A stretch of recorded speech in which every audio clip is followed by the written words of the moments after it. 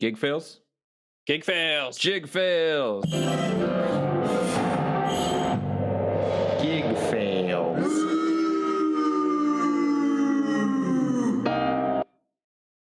Oh yeah. Oh yeah. Do you want to go first or you want me to go first? Okay. I'll go. Is yours bad? No, mine's pretty mild. Mine's also pretty mild. Uh-oh. Ruh-roh. I mean, I can make it. Why don't you go first? Because mine's another bass player story, and so like let's break up the bass. Shoot, mine's a bass player story too. Okay, I'll go first. Bass. I'll go. Fine. I can go first. No, I'll go first. You tie it up. You're gonna do a great job tying it up. This one's not very good. Thanks. Yeah, this one's not very good. Wow, that was an accent. Let's have more of that. Thanks. Okay, so I was playing my gig as I do. I took my actually you can see right there my synthy bass. It's lit up because I've been practicing on it. So I took it to my gig. I asked the sound guy to set up a DI for me, as one does. Everything's fine, right? He's like, here you go. And then as soon as they turn my channels, terrible sounds. I'm like, what is that? That's not good. And it's through the house system. Mm-hmm. They didn't have the channel muted or something. So then they muted. They come, oh, what's going on? What's going on? I'm like, I don't know, man. I've never had that sound come out before, right? So then he has his iPad. He presses the button to unmute it. Again, he's like, oh my gosh, mutes it again, right? That's horrible. It was pretty bad. And then and this is the part where it's just uncomfortable because I know it's not my fault, right? And I'm looking and like everyone's just staring at me like, what did you do? Right? It's always, like, it's not me. It's not me. Always that happens. Yeah. It's not me. Right? I'm like, this is not me. Right? So then the sound guy goes over and he literally starts like wiggling the cable on the DI. Right? I don't know why this is the solution. I don't know how this fixes things. Like if you have to wiggle the connection, it's probably not a good connection for some reason. Wiggling, it's not. And if you wiggle it to get it right, it's going to unwiggle. Yeah. Right? So he wiggles and it stops and then they unmute me. And it comes back? And it works. No, and everything's fine. Oh, okay. Everything's fine. This is where it gets bad again now. My little fatty, my Moog, my Moog. It's a Moog or Moog? I've always heard Moog. I don't know. Because I've heard both. Oh, Moog. I feel like you just say Moog is great. It's Moog. Good. Cool. So my Moog has a tuner on it, right? I don't know why, but something about the temperatures or whatnot, it'll actually affect the intonation. So I have to tune this thing up. So when I first plug it in, I have to check it. After I play like the rehearsal, I have to check it. And then before I play, and then between like sets. Yeah. Right? You should just check your tuning. So I go over, I unplug it, right? Everything's fine. I unplug from the DI, plug into my tuner, everything's fine. I'm like, because I was going to bring a secondary tuner so I can just have it set up all the time. I forgot it. That was my bad. But I'm like, it shouldn't be a big deal. You just unplug from the DI. No big deal. I unplug, everything's cool. I go back over to plug it in. Oh, no. I'm like, no, what's happening? And then everyone's looking over at me. I'm like, no, dude, are you serious? Everyone thinks it's me, right? And then so I start jiggling the cable, right? And then it stops. I'm like, oh, dude, this is scary. I'm like, okay, but it's fine. I'm not going to worry about it. That's terrible. On. So I do the first set, come back for the second set. I got to check my tuning. And I already have dread in my heart. I unplug, check my tuning. Sure enough, I was a little sharp, right? It had warmed up more. Adjust my fine tuner. I go to plug it in. I'm like, oh no, you're kidding me again, right? And then the sound guy like mutes it instantly, right? And he's like far away from me, right? And at this point, I'm just frustrated. Like I'm a little mad actually, right? Because I'm like, guys, this is not my problem, at all. There's no expectation on me ever to fix this or that it's not my gear. So I look up at him. I'm like, your box is broken. It's no good. Yeah. Right. I'm like mouthing to him. Like I can't yell because there's like other people there. I don't want to be weird. But I'm like, your box is no good. Right. Uh-huh. And then he's like, just wiggle it. Right? Just wiggle it. That's not a solution at all. So I'm like, no, your box is no good. It's no good. It shouldn't go every time I plug in. So I go back over. Yeah. I look at the XLR side of the jack. Yep. Anthony, the face plate is coming off. One of the screws is completely loose. The other one is jiggling. Like, so it's not just like, that's what I meant by jiggle, because literally the whole fixture is coming out and something was touching on the inside, like the ground. I don't know what it was. I don't understand it technically enough. I just know something was touching something else. They could have tightened it, right? So I tell them, and they're like, "Oh no, that seems relatively simple." I would think so. Or how about just go get another DI? Yeah, I'm sure you have more than one. Maybe that's all they have. I doubt it. I have very, very sincere doubts that that's the only DI they had. But anyways, so that's my gig fails for this week. It was nothing that I did, but I was given a DI. This is what's funny is I've never seen a DI box that someone gives you to use where it's like one of the screws is literally like hanging on by a thread and the other one's loose.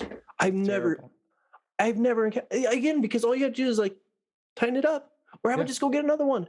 I'm sure they have like a stack of like 5 or 10 of them.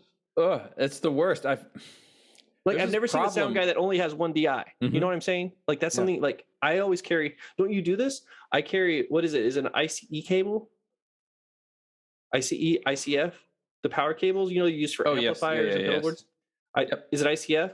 Mm-hmm. And then I'll carry like an extra one of those for my board, an extra one for my amp. Yeah. Right. I usually have a extra bunch. 1/4 inch. Yep. And if I'm doing a gig where it matters if I have an amp on stage, I take 2 amps. Yep. Because I've had an amp go out on me twice in my life, and ever since then, like if it's a gig that's like it's like at a profile where it matters, I have a backup amp with me. Yep. Yeah, I usually do too. And I've been taking a backup guitar. So I'm like, how does this guy not have another DI? Like a DI, like. Anyways, it's responsibility. What's crazy is when I'm on a gig doing sound, if something like that happens, like my stomach drops.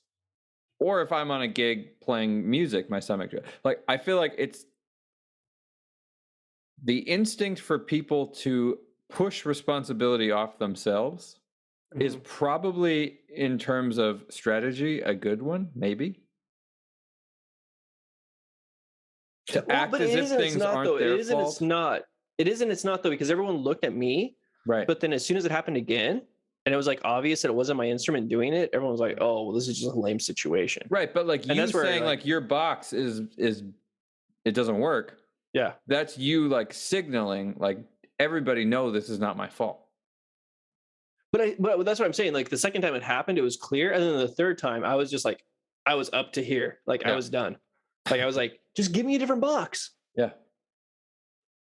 I've experienced this before where people try to skirt things onto me. Yep. And I'm like, no, dude, you have a dirty line. No, you have a bad DI. No, like it's like noise in your system, But I remember this from doing those wedding gigs with Design Sound where just everybody there was this wall and everybody was trying to pass blame onto everybody else. That's terrible. I mean, the productions ended up being very high quality because I think everybody was also terrified that blame would be on them. Yeah. But it was like everything, and like the lighting people and the sound people and the table people and the canopy people, and everybody was just as like tense. Like it wasn't me, they did it. It wasn't me, they did it. That's not my responsibility. That's their responsibility. Yeah, tell them to fix it. Yeah. Nobody has any responsibility. Right. I see. Crazy, man. I don't like it. Yeah, like I remember there was one where there was a singer who kept cupping the mic, and there was all this feedback, and so the A1 sound engineer kept saying, well, the feedback isn't my problem, they're cupping the mic and they should know not to do that. Or there was another one where there were these parasols right off the side of the stage, and then he was saying, oh, well, the parasols are making the sound feedback into the speakers, so that's the designer's problem, that's not my problem. But that's where it's like at some point it is your problem because your job is to make things sound as good as they Exactly. can. Now, this was not the best A1 audio engineer I worked with there. There were other A1 audio engineers who would make sure that there was no chance of feedback no matter what anybody did. Right. Man. Yeah. Good audio engineers, man. Hard to find. Yep. You know what else puts a bee in my bonnet? What? Is when people put high pass filters like too drastically, man. Yeah. I took this They cut everything below 400. Dude, I was like, you heard those key basses? It's supposed to be right? Mm-hmm. It's tremendous, and I play it with restraint. Yep. You know, like I understand it's a powerful tool. Yep. Right. And then I'm like, man, why? Like when I play my electric bass, I feel like the shake. You know, from the subs, I feel the presence. I hit my synth bass and nothing happens. I take my ears out. I'm like, oh. Wait, why would you have a high pass filter on a synth bass? Because they didn't want as many lows.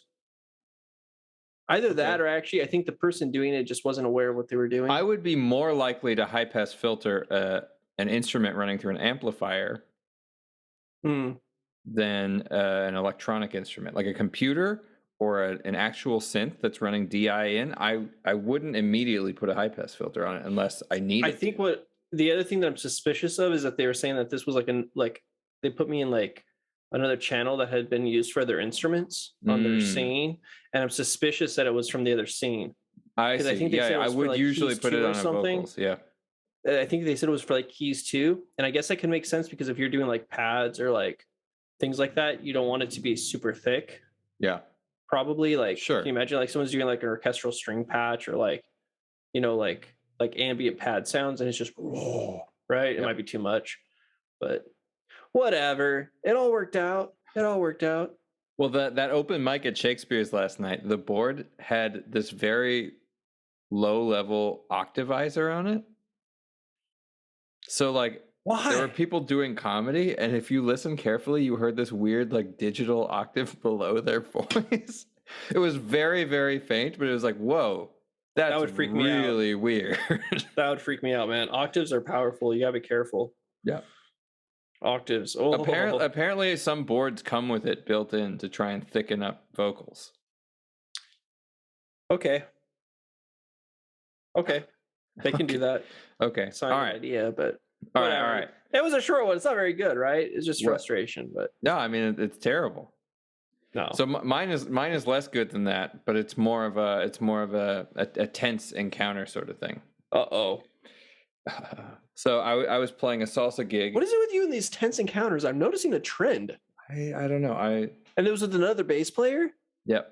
It explains so much. Okay, go ahead. Wait, what does this explain? You tell me. You go on with your story. All right. So I was on a salsa gig this last weekend, and one of the tunes at the salsa gig, not a salsa tune at all, but it's whatever. Every band in Austin plays this tune, Tennessee Whiskey. It's like the #1 wedding song of the South, I think. Okay. So it gets couples dancing and stuff.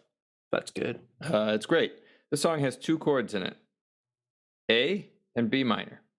It goes A, B minor, A, the whole time. Okay.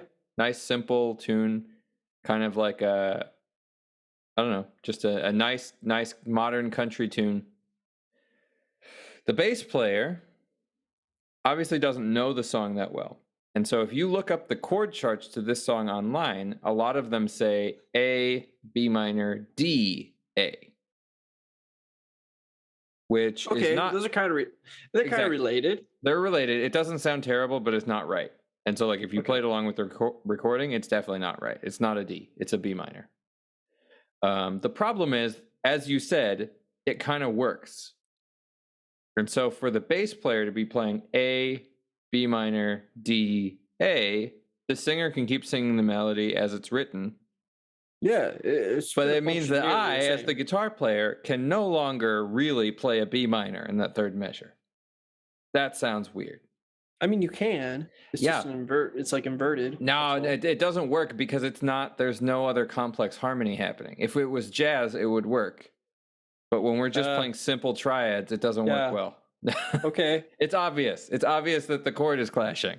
Fine, it's clashing. It clashes. Right. Anyway. Anyway, so then I was forced, essentially, to conform to this D. And maybe this is just me being dumb and petty. And like, why does it matter if it's a D? And this is my question, is why do people get mad when they don't hear the exact sounds that they want to hear? And they wanted to hear these other sounds. And I'm falling into that because I think it's a little bit silly that I was annoyed by it. But the problem is I had learned this song, and like I am a little bit proud of how I play the song. It's like I like how I play it. You like how you play 2 chords over and over again? No, there's all these licks and stuff. It's nice. Oh, okay. So you're not just like strumma. No. It's there's all these like country licks that I've learned, and I'm like just learning country language, and so I actually really like country licks now. They're fun. Like major pentatonic licks, they're cool. Nice. I've never really explored this before. So anyway, so he's dragging me around and I'm like, oh, this is annoying. And it's because the other thing that's annoying about it is because he probably looked up a chart that said D and he didn't listen to the song. So did you yell at him back? It's A, B minor, A. I like tried to mouth it to him and he went, no, it's D. I see. And then, like, what do I do? Like, start arguing with him in the middle. You take off your guitar, you smash it into pieces. You go, give me your bass. I take my guitar and smash it into pieces. Because you're so angry at the injustice to music that just happened. Yeah. Is there a keyboard player? No. So it's just guitar and yeah. bass. Yep. Bass. Oh no! Because otherwise, you could look at the piano player and be like, "Just play B minor." Yeah. You could use the forces. The only thing is, like, this is what's tricky though, is that the bass, for better or worse, does control the exactly. Like the well, bass that's what I mean. Is that's why I had to change to D, because for that time the bass was right and it sounded like I was wrong on the B minor. So did you talk to him after you played the song, or after? No, I forgot because we still had a couple hours left, and by the end I was just packing up and I forgot. I mean, I think you should call on the phone right now. But hey, you're on a podcast. Hey, what do you have to say for yourself? Have you learned this song yet? Oh, man. Yeah. Wow. So did the singer say anything, or like? No, the singer didn't notice. Was there a conga player or a drummer? There was a conga player. Any drummer? Like other percussionists? Yeah, but nobody else noticed. So because I feel like it's the salsa band. Like brass? They don't know that music that well. Yeah, there was a trombone player. I mean, because the reality is, man, is that it doesn't matter. It really kind of doesn't. Like a B minor and a D, they're obviously not at all the same, but they kind of are. They are the same, and they serve the same function. Like they are the same. I would actually, if I was teaching a music theory course, I would say that the 2, the 4, and the 6 chord are essentially the same. Yeah. Sure. Wow. So you didn't have a fist fight or anything after? You forgot about it. So you got all miffed up. You got all miffed up about it. A little bit, yeah. And then by the end of the set, you forgot it happened. And then you remembered on the drive home, like, that's right, he played a D. The whole ride home, you're stewing. You're like, oh man, you know, honey, he played a D. Can you believe that? Yeah, a little bit. You're like stirring some super sauce or pasta. Oh, he played a D. Oh. Well, we actually, because he and I had an interesting interaction earlier too, with a D versus an E disagreement. Okay, well that's a whoa. That's way different. A D versus an E is way different than D versus B minor. Because this singer plays Oye Como Va, and he goes into I think Black Magic Woman, or no, Lord Knows You Have to Change. I don't remember what that song is called. Maybe So You Have to Change or something like that. And so you gotta give me more than that to know what it is. It's another, the Santana version of Oye Como Va, and then he goes into like a mashup of another Santana version. He has us just keep playing the Oye Como Va groove, but he wants us to hit that 5-1, and we're playing Oye Como Va in A. Yeah, so you have to play an E if you want the 5. An E7. Now the recording of Lord Knows You Have to Change plays a D because it's in G minor. So this bass, the singer told me to go talk to the bass player and like figure out the chord, and I was like, "Oh, it's going to be an E," and he's like, "No, it's a D. Listen to the recording." And I was like, "Yeah, but we're playing an A." Oh my gosh, I love this guy. And he's like, "Yeah, no, it's a D. It's a D." And I was like, "But we're playing it in A. It should be an E." And he's like, "It's a D." I love this. You're getting like some Larry David style interactions here. And he's like 19. I like the He's a college kid. I like the assuredness he has. Well, he's a jazz man. He's like, this is the other thing, is he should know about changing keys. He's a jazzer. Yeah, he's a jazz major. Wow. Well, that's cool, man. Good for him. Studying jazz. Jazz. Oh man, so that was another one where I'm like, I'm gonna have to go with him because he's the bass player and I can't play an E. Can't. I mean, the other thing you could do is just keep playing what you want, just stare at him the whole time and just, you know. I could be mean. I could be really rude and be like, you could, but I don't think that would be the move. I think the better move would be to just play what you want and either stare at him or just play what you want and just like let it happen.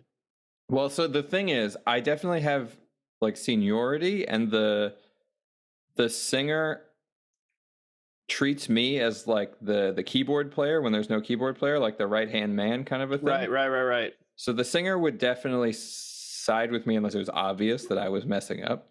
Right. So if I was like, no, he doesn't know what he's doing. But I'm not trying to get him fired. It's not. No, I would just play chill and then like I don't want to be, and it's not that. It's just like right. So you just gotta play chill with him, and then if it keeps going at some point, like, dude, come on, man, like you got to cut this out just a little. Look, like, no, we're gonna play this chord. Can we do it my way this time? How about that? Yeah, we'll trade off. We'll do it. Yeah, when we want to play the song incorrectly, we'll do it how you want. Yeah, and then when we want to play it the right way, you'll do what I want. Yeah, deal? Exactly. Yeah. Deal? And we can flip a coin, right way or wrong way. Yeah. Which way it'll be today? Exactly. That's fair. Yeah. Yeah, it was a good gig. It was a good gig overall, dude. They had a conga line. Oh, it was a private party at a house for a birthday. Spicy, dude. It was crazy. So this was like these salsa gigs. The singer sent us probably like a max of 2 hours of music, and it was a 4-hour gig. So I was like, "What is going to happen?" And I was 4 hours. Yeah, and I was worried that he was going to start calling things I didn't know, and like, because he's the kind of guy who forgets what he puts on the list and just like goes with what he feels. And if I'm the keyboard player for the night, like I have to know it. Dude, that is crazy. But it was 4 hours? fine. It was fine because we'd play like a 3-minute salsa tune for like 15 minutes. Yeah. And the crowd was just loving, like they didn't want it to stop. And he'd like bring us down and bring us back up and bring us down. And then he'd be like, just drums. And then he'd go into like a scat. Yeah, like ole, ole, ole, da, da, da, da. Like, and then he'd bring the groove back in, and it was just like, dude, we are just we're golden, man. That's it. That's how you. That's a good way to do it, man. It was great. Way to do it. It was great. He did start singing songs that none of us knew. The whole band didn't know them in one. He went into "We Are the Champions," and we all looked around and was like, "We don't know this one." And he was like looking at me like, "Do the guitar solo." You know, I don't know it, man. That's a little scary, dude. And then he started singing this one, and he turned to the bass player, and he was like, "Ah, da da da." It's like, and the bass player was like trying to, okay. What song was that supposed to be? I don't know. I think it was a Mexican polka song. Mexican polka? Okay. Yeah. And then he like sang the melody, and then he turned to the trombone player and he was like, da, da, da, da, da, da, da, da, da, da. And then he's like, the trombone player was like, da, da. Okay. Yeah. Well, that sounds scary, man. Yeah. It sounds like That's a long time. You say 4 hours, and I just get tired thinking about them. Like I'm Yeah. usually like tired after an hour. Yeah. You know, like one set, I'm like, "Whoo, it's time for a break. Am I done for the day? Played a set." Yeah. Wow. Do you have any Yep. more gigs coming up with them soon? No, but I think I will probably. Nice. And you said you got a gig with a Killers tribute band. Yep. Yep. And I got a gig with Candace Bellamy. She's an R&B singer. Nice. I think the band Good is stuff, man. guitar, keys, and trumpet. That's the ensemble for that. No bass? No drums? Nope. I think if you have keys, the next thing you should get is bass, not guitar. Yeah. Keys, man, they take up a lot of space. Yep. Sonically. They don't have to, but they choose to often. But All right, how would you feel about this? Playing a What? show accompanying a solo singer as a bass player. me and Just a singer. what type of music is it? Like pop songs, essentially. No. What type of music would you do that for? I've Jazz? done I was gonna say I've done like things where it's like a breakdown, you know, and it's Mhm. just like bass and vocal. I think that's great. But That's fine. like a 3-hour gig. Heck no. You just wouldn't do it. No.